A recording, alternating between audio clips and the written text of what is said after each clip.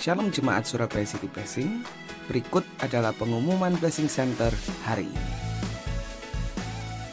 Bagi Bapak Ibu yang pertama kali hadir di gereja ini, kami ucapkan selamat datang dan selamat bergabung. Anda dapat menghadiri ibadah kami setiap hari Minggu yang dimulai jam 8 pagi dan ibadah 4 yang dimulai jam 10 pagi.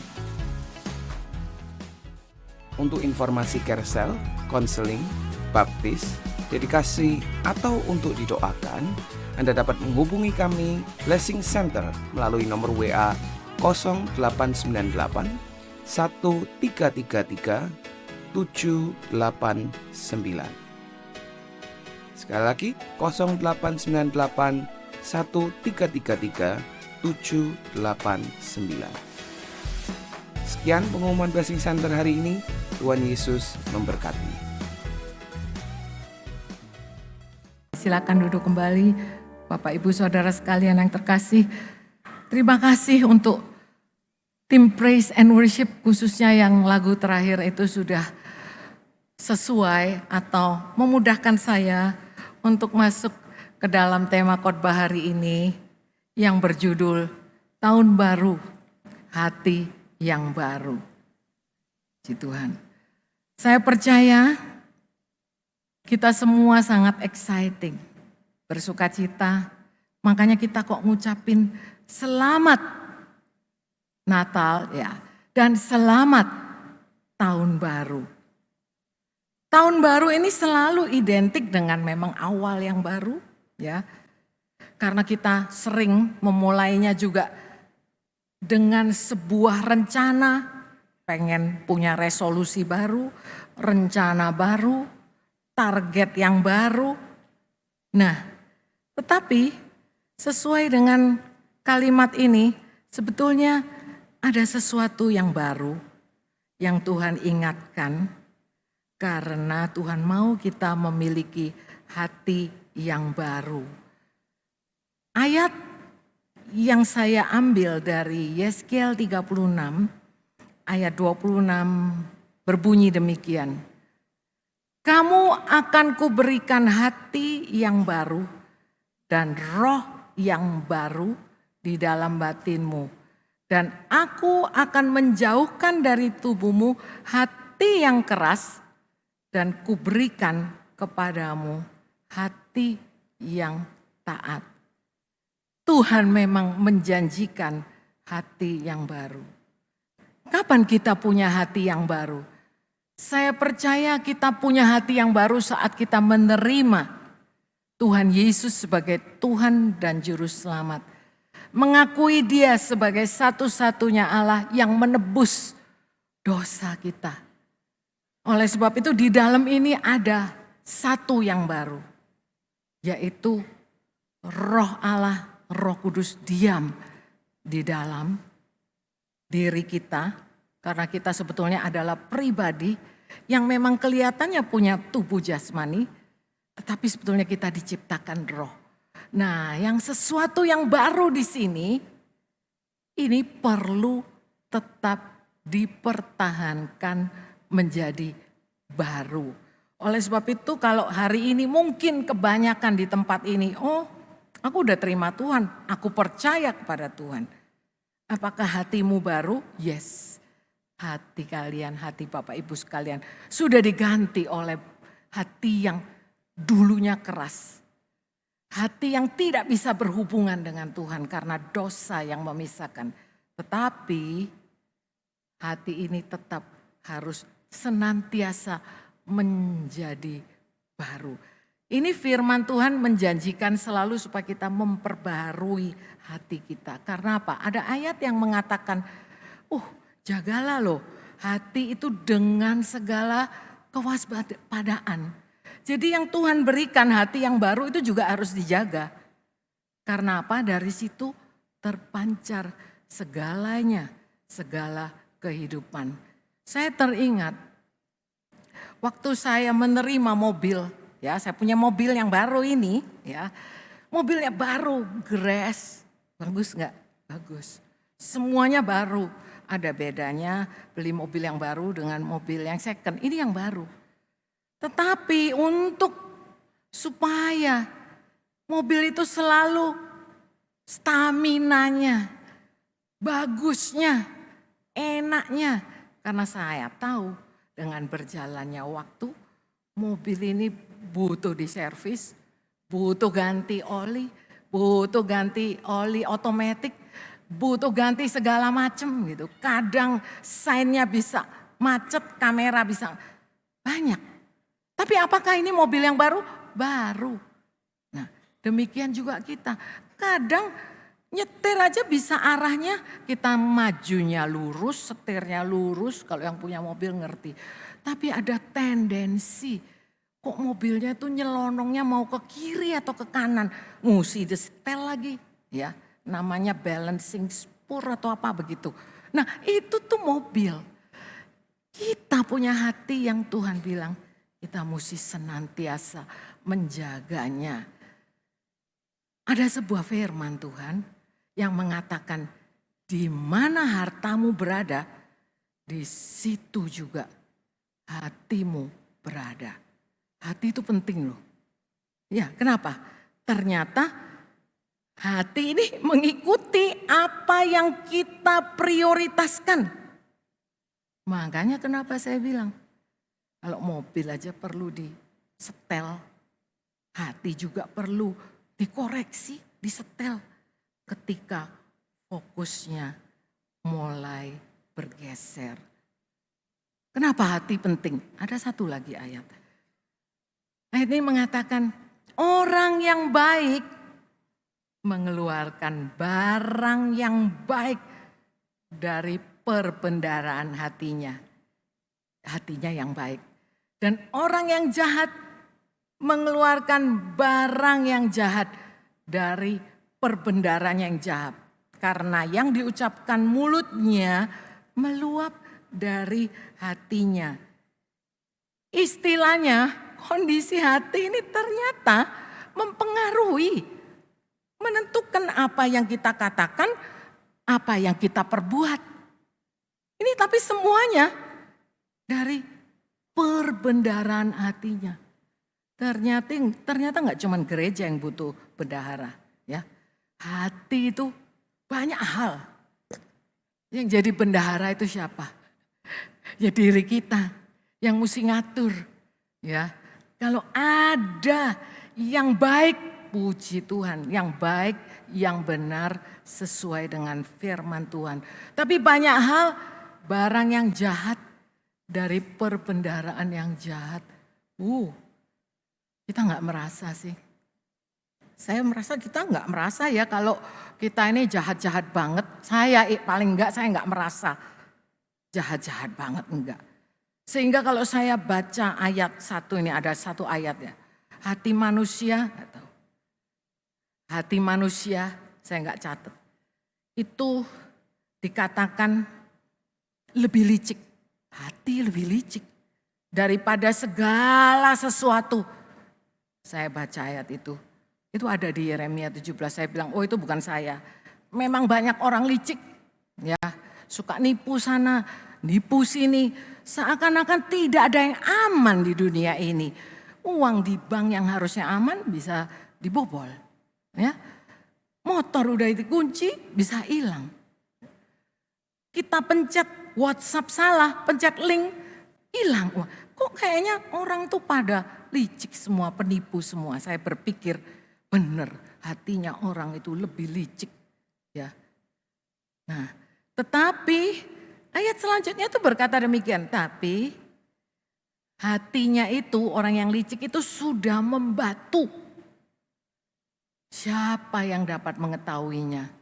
Nah, waktu dia ngomong hati yang sudah membatu, saya sering refleksi diri. Jangan-jangan saya itu juga punya hati yang keras. Mungkin saya menilai kerasnya enggak seperti batu tapi udah mengeras. Tapi dari sini intinya firman Tuhan di Yeremia ini mengatakan bahwa hati manusia itu mudah untuk menipu. Hati manusia juga mudah tertipu dan jujur hati itu tidak dapat diandalkan.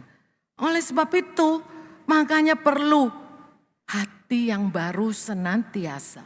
Memasuki tahun yang baru, saya katakan kalau perlu hati yang baru, datang dengan hati yang sudah baru dan diperbarui senantiasa. Ya, saya percaya kenapa kok kita harus memperbarui, bukan rencana dulu, bukan target dulu, tapi semuanya dimulai dari hati yang siap dulu. Karena saya tahu memasuki tahun baru ini banyak orang yang memasukinya dengan hati yang tahun lalu, hati yang lama itu, dengan hati yang letih. Gen Z bilang capek hati. Hati yang terluka karena disakiti oleh beberapa orang atau kondisi yang menyakitkan. Atau hati yang pernah penuh dengan ketakutan, trauma, kegagalan.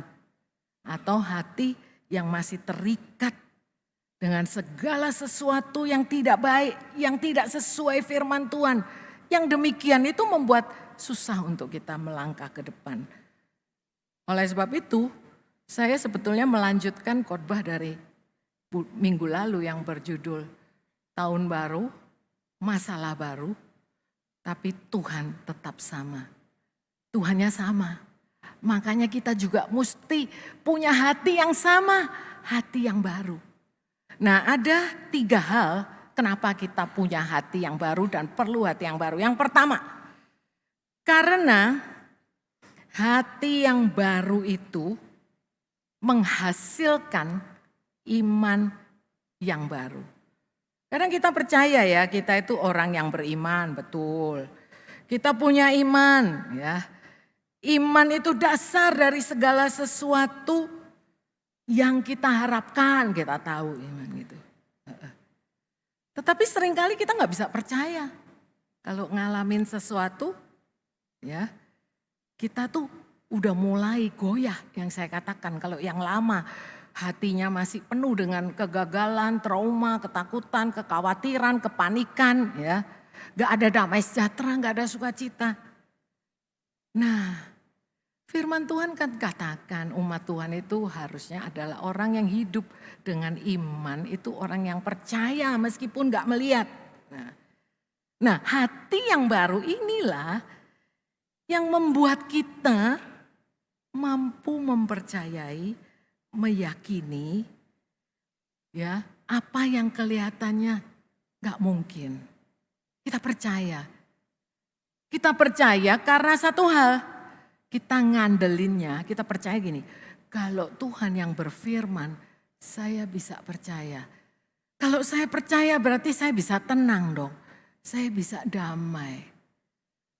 Hati yang lama berkata begini, ya iman yang saya bilang perlu diperbarui karena yang lama itu gimana kalau nanti kita gagal lagi, ya. Gimana nanti kalau tahun ini kita nggak sanggup? Kok semua bilang tahun ini adalah tahun yang lebih sulit, tidak lebih mudah gitu ya. Tetapi dengan hati yang baru kita ini membuahkan.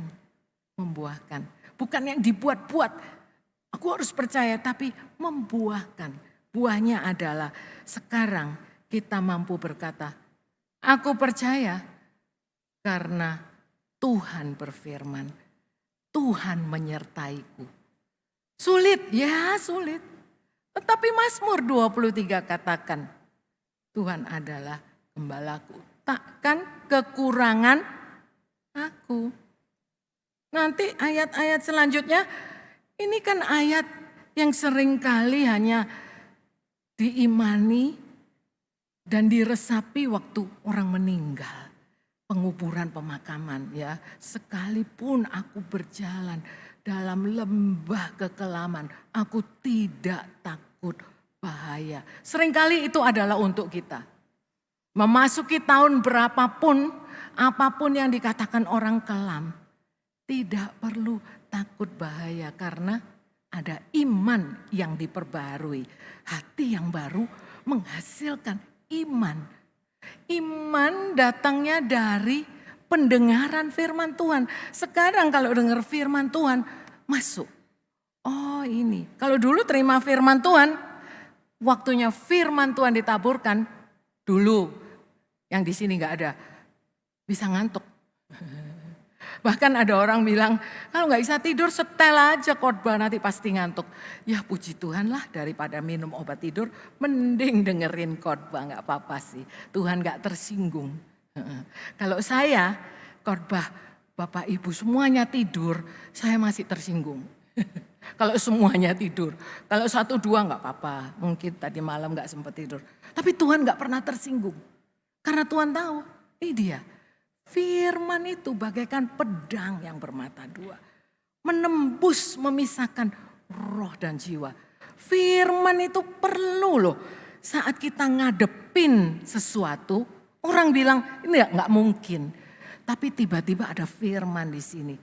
Tidak ada yang mustahil bagi Tuhan. Waktu engkau khawatir, tiba-tiba firman tuh masuk. Kita pikirin terus sampai bulet.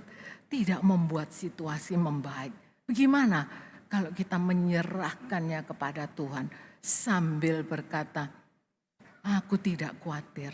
Kalau burung di udara dia pelihara, bunga di padang itu cantik dia hiasi. Aku yang kepingin beli baju baru, tapi budgetnya di-cut sama suami. Itu ya, saya ambil contoh saya aja dulu. Cut, nggak ada budget gitu ya. Tapi Tuhan hiasi. Mau cantik, pendeta udah ngomong cantik itu mahal. Tapi nggak ada budget. Ingat, kita bisa punya hati yang baru, yang punya iman yang berkata, itu bukan prioritas utama. Yang penting aku cantik dalamnya, nanti keluar. Amin ibu-ibu, cantik itu dari dalam keluar. Kalau luar aja, itu percuma, nanti satu kali pas ada kejadian yang membuat emosi, kelihatan nanti perkataannya menyakitkan bagaikan pisau yang tajam yang membunuh semangat orang lain. Oleh sebab itu sekali lagi iman yang baru, hati yang baru menghasilkan iman yang baru. Kalau kita orang yang beriman bukan berarti kita hidup tanpa tantangan, rintangan, kekurangan, apa aja itu. Tetapi iman lahir dari hati yang percaya kepada karya Kristus di kayu salib. Bukan pada keadaan. Tergantung kepada, iman kita tergantung pada apa yang sudah Tuhan lakukan di kayu salib. Sehingga kalau Tuhan sudah katakan tuntas, ya semuanya lunas dibayar. Hutang dosamu lunas dibayar. Tapi Tuhan, aku masih punya hutang, gimana? Itulah kita perlu berjalan dengan kehendak Tuhan. Pertama-tama karena kadang kita berhutang, salahnya kita sendiri, panik. Gak bisa, ini jalur paling cepat sekarang, ini berhutang. Akhirnya terikat dengan hutang. Dan hari ini Tuhan katakan, ayo. Ini bukan, firman ini bukan untuk orang yang hidupnya aman-aman semuanya enak. Enggak, untuk kita yang sedang mengalami pergumulan yang paling berat sekalipun. Bahwa iman itu dihasilkan dari hati yang sudah diperbarui. Mari kita memulai tahun baru ini. Bukan dengan keyakinan diri sendiri, bisa pasti, bisa. Soalnya tabunganku cukup, bisa pasti. Partner bisnisku, usahaku bagus. Rencanaku, targetnya yang tahun lalu masuk tahun ini. Bagus, semua target itu bagus. Tetapi biarlah kita memulai dengan hati yang baru dan iman kepada Tuhan. Bahwa Dia yang telah memulai segala sesuatu dengan yang baik, itu juga Dia mau melanjutkannya supaya kita tetap berjalan sesuai kehendak Tuhan. Nah, sekali lagi, kadang-kadang kenapa ya pergumulannya adalah kita tuh bergumul, aduh tapi aku mau percaya, tapi aku nggak bisa. Gimana nih? Iman itu sebetulnya gimana sih? Aku mau percaya tapi karena mungkin ada yang menuding, kamu sih kurang iman, kamu sih kurang percaya. Saya percaya ya, kalau iman di sini itu dimulainya dari pemberian Tuhan. Bukan usaha manusia tapi anugerah. Sudah diberikan iman. Karena nggak mungkin kita bisa percaya kepada Tuhan tanpa iman. Ya, karena oleh kasih karunia kita semua diselamatkan oleh iman. Bukan hasil usaha. Diselamatkan dari segala masalah ini juga iman kita sudah ada. Bukan usaha kita, tapi hiduplah sesuai dengan kehendak Tuhan yang sudah ada ini dihidupi. Beriman itu sudah tahu ini kasih karunia, imannya udah ada. Bukan dari yang gak ada tapi sudah ada. Tapi yang sudah ada ini yang kita hidupi, yang kita pakai. Nah, yang pertama adalah hati yang baru menghasilkan iman yang baru. 2, hati yang baru menumbuhkan pengharapan yang baru. Ratapan 3 ayat 22-23 ini yang paling sering kita dengar ya. Kasih Tuhan tuh tidak berkesudahan ya. Tak habis-habisnya rahmatnya. Selalu baru setiap pagi. Besar kesetiaanmu. Tetapi kenapa kita tetap bisa hilang harapan? Kenapa? Ya karena inilah butuh hati yang baru. Kalau kita sudah punya hati yang baru yang tadi dikatakan menghasilkan iman yang baru. Itu maka kita lebih bisa untuk mengharapkan sesuai dengan firman Tuhan. Kadang-kadang pengharapan manusia itu nggak masuk di akal, betul nggak masuk di akal, tapi juga yang ngawur. Aku berharap pokoknya, aku berharap aku mau punya mobil baru. Itu satu pengharapan yang bagus. Tapi seringkali kalau kita sendiri belum tahu dengan tingginya atau dengan istilahnya, kalau naik motor dulu bensinnya segini, naik mobil bensinnya lebih mahal. Memang betul kalau naik motor cuman bisa ke sini, gak bisa kemana-mana, gak bisa jauh-jauh, gak bisa ke kota lain yang jauh. Tapi setiap apa yang kita minta itu ada konsekuensinya. Setiap tahapan kepemimpinan kadang-kadang kita kan pengen ya, kita naik dong promo jabatan. Sebetulnya beda jabatan lebih tinggi itu berarti tanggung jawabnya lebih tinggi. Gak apa-apa sih berharap ya. Gak apa-apa berharap itu gak apa-apa. Tetapi kalau hati yang baru itu tahu berharapnya itu mengandalkan Tuhan. Mirip ya dengan iman ya. Iman kan juga percaya. Pengharapan gimana? Pengharapan ini yang bagian kita. Ini bagian kita. Iman tadi yang Tuhan sudah letakkan di dalam itu modal supaya kita bisa berharap kepada Tuhan. Pengharapan kita tidak pernah mengecewakan. Seringkali kita tuh berharap terus gak terjadi. Gimana akhirnya? Kita kecewa.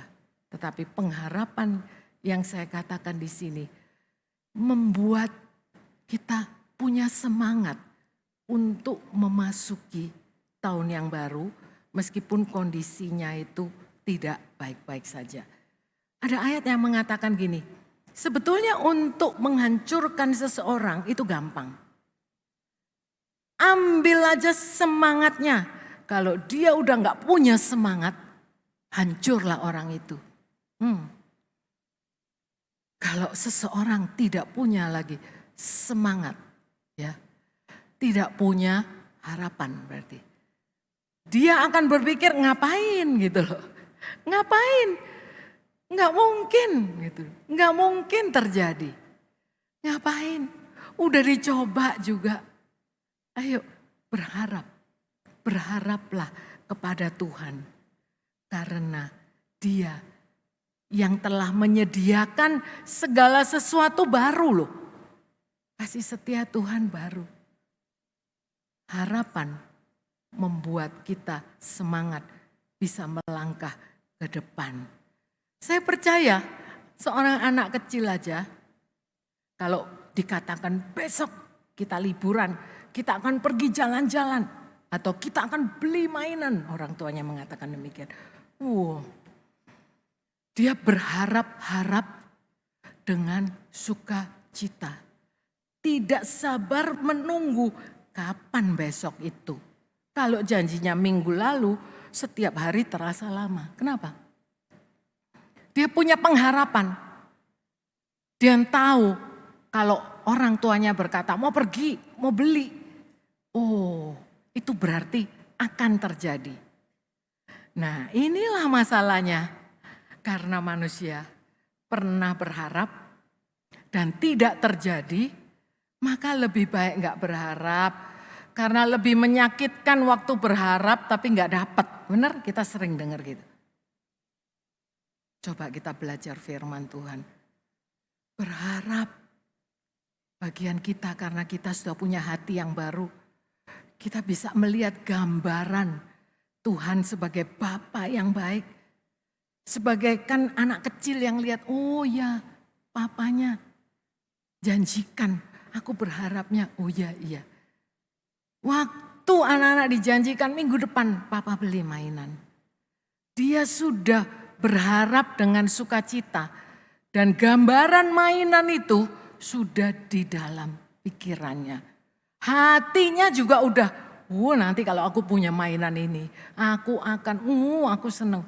Mainannya belum ada. Tetapi karena dia punya pengharapan. Nah, sedemikianlah kita harus belajar dari anak-anak. Nanti Bapak Ibu bisa belajar sendiri. Berharap, pengharapan pada Tuhan. Apa aja. Semuanya selalu berhubungan dengan yang pertama, iman. Kita bisa berharap kalau kita juga punya iman. Oleh sebab itu berharaplah kepada Tuhan. Karena hati yang baru ini akan menumbuhkan pengharapan kita. Yang terakhir, hati yang baru memampukan kita mengalami kasih-Nya. Nah, semuanya itu berhubungan Bapak Ibu. Saya katakan tadi kenapa orang yang gak percaya terus gak mau berharap. Sebetulnya ada satu, karena mereka itu pernah kecewa dengan seseorang, dengan situasi. Tapi dengan yang ketiga ini, saya mau Bapak Ibu sekalian mempunyai hati yang baru yang memampukan kita mengalami kasih-Nya Tuhan. Meskipun kita udah ditolak orang, dikecewakan orang, tetapi kalau kita ngalamin kasih-Nya Tuhan, kita akan memulai tahun yang baru ini dengan luar biasa. Saya percaya untuk tahun yang baru ini kita perlu lebih lagi, kalau saya katakan mulailah dengan berdoa, bahkan berdoa dan berpuasa. Kalau saya katakan kenapa kita mulai dengan berdoa dan berpuasa? Satu, nganggapnya bahwa ini serius nih. Kadang berdoa dengan berpuasa bukan seakan-akan kita sudah berdoa dan kita memaksakan Tuhan ini pasti terjadi. Karena saya dengar orang, kalau doamu gak dijawab karena kamu kurang berpuasa. Ini sedikit off dari bahan ini, tapi benar. Untuk kadang-kadang mengalami kasih Tuhan, karena hati kita udah begitu keras gitu ya, nggak percaya kalau Tuhan tuh baik dan kita bisa ngalami. Coba kalahkan kekerasan hatimu dengan mengalahkan keegoanmu. Dan salah satu ego kita adalah kita perlu menguasai diri. Dan salah satunya menguasai diri adalah melalui makanan yang kita tidak makan. Wah, kalau kita tidak makan tuh lapar. Dan sekarang berpuasa itu membuat kita lapar. Tetapi berpuasa yang benar adalah bukan sekedar diet. Tetapi aku kalahkan ini. Karena aku tahu aku harus bisa menguasai diriku supaya ini loh. Suara-suara yang mengatakan enggak perlu berharap, enggak mampu, enggak bisa. Itu diganti dengan waktu kita berpuasa kita ngomong, Tuhan, aku menyerah, aku mau mengalami kasih-Mu.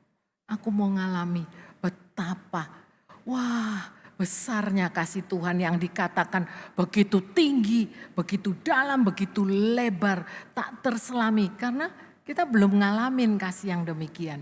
Tapi percayalah, 3 hal ini Tuhan mau supaya kita ngalami di tahun yang baru ini. Nah,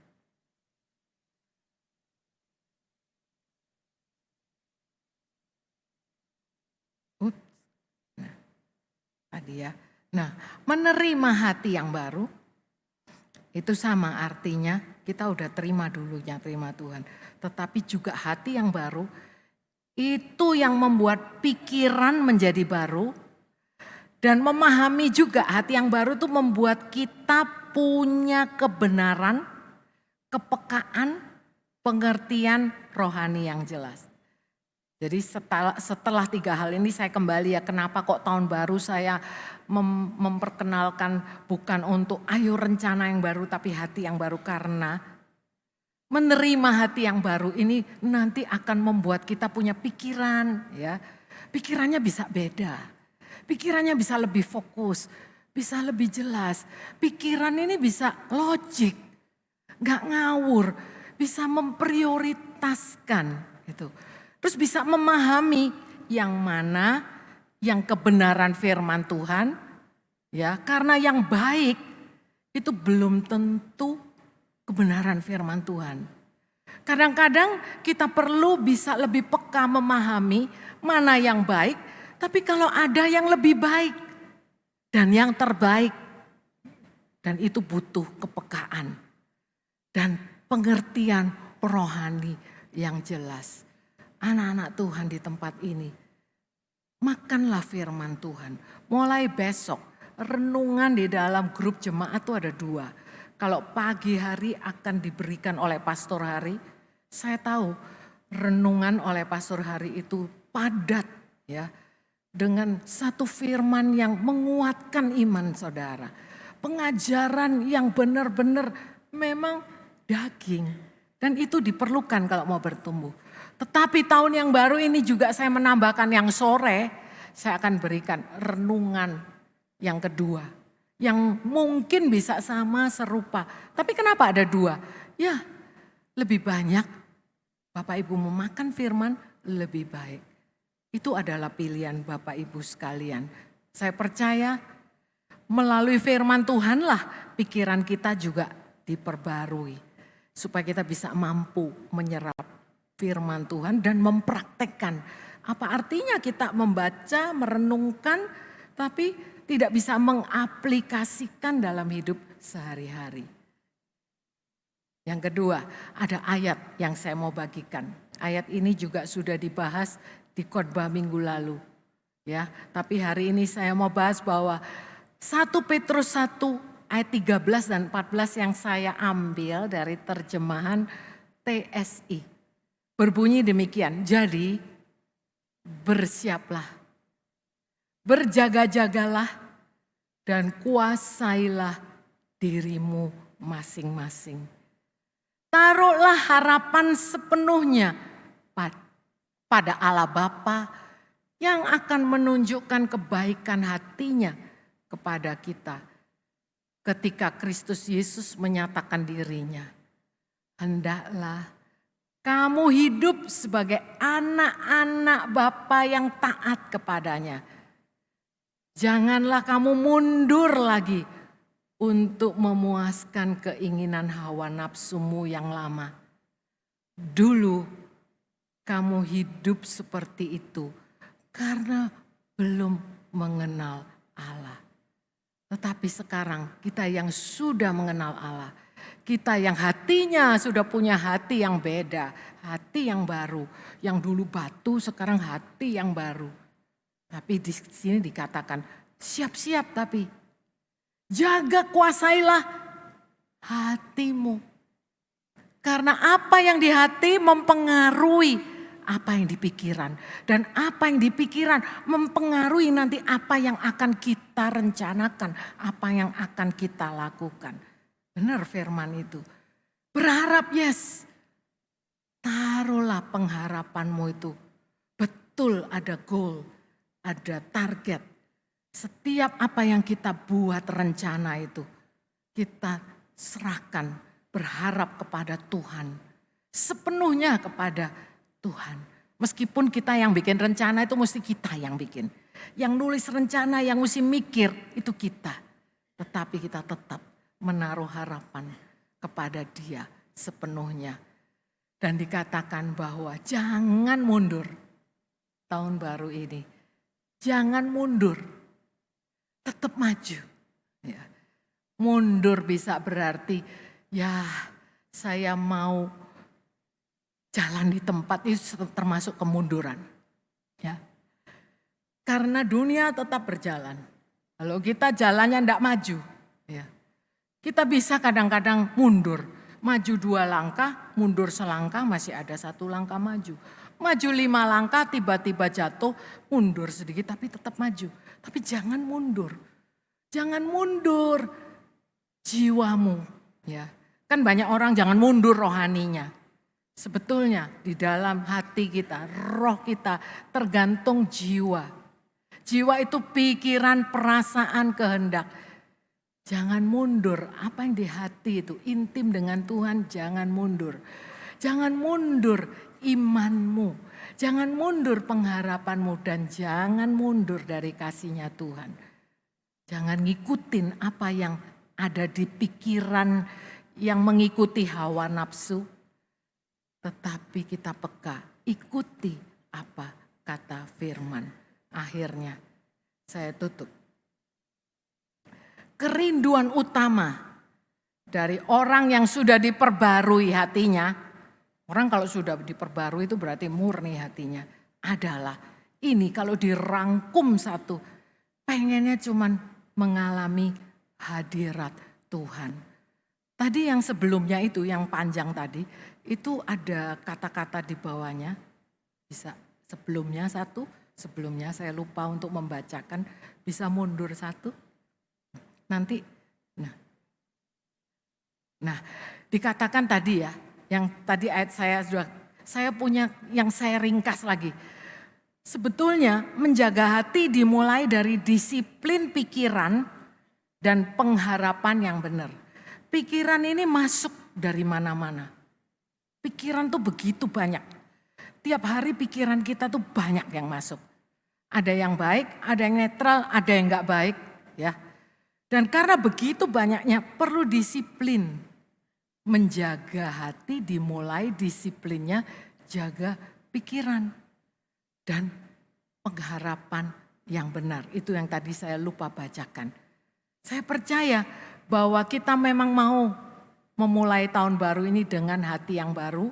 Dan hati yang baru ini adalah hati yang sudah dimurnikan. Dan hati yang murni ini intinya satu, selalu ingin akan kehadiran Tuhan. Ini kerinduannya, pengennya ngalami hadirat Tuhan. Ngalami hadirat Tuhan bukan sekedar cuman waktu berdoa di rumah tutup mata. Tetapi dimanapun, dari kita bangun pagi, kita mulainya dengan mengenal Dia. Terima kasih Tuhan, Engkau berikan aku nafas untuk memulai hari ini. Engkau bekerja, engkau juga pengen kalau kerja itu dengan sukacita, enggak terburu-buru, enggak bingung, enggak galau. Tapi kerinduan utama dari orang yang murni hatinya satu. Kalau pengen mengalami hadirat Tuhan, mulailah di awal hari. Mulailah semuanya di awal hari, maka engkau akan dikuatkan. Mari kita berdoa.